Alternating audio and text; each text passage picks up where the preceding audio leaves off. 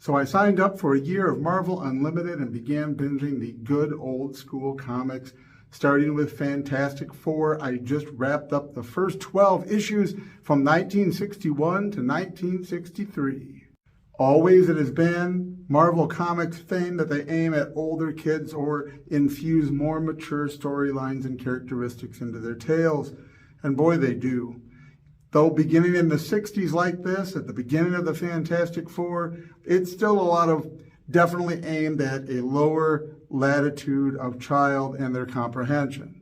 On the other hand, you can already see that it is that Marvel universe. There's disputes between the heroes. They don't always get along. Thane gets tired of the Human Torch's sarcasm and tries to beat him up. Our villains begin to be complex people and not really villains at all in some cases, like the Submariner. You have the basic superhero motifs. The Fantastic Four all have powers, but there's always some sort of weakness. The Invisible Girl sometimes turns invisible at random or visible. The Thane sometimes uncontrollably reverts to his human form. This was a disaster when fighting Namor the Submariner, by the way. Human Torch often runs out of fuel.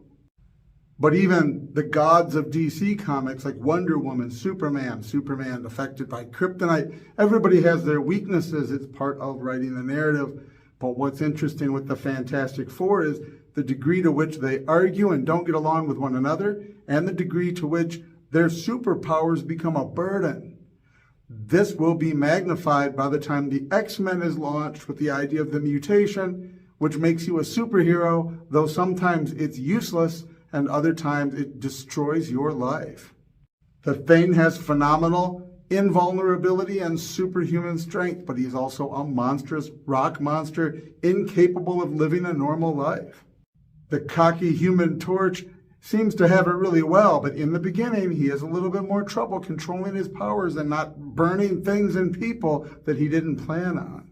Throughout these 12 issues, we get introduced more than one appearance of Victor Von Doom, Impossible Man, Miracle Man, Puppet Master.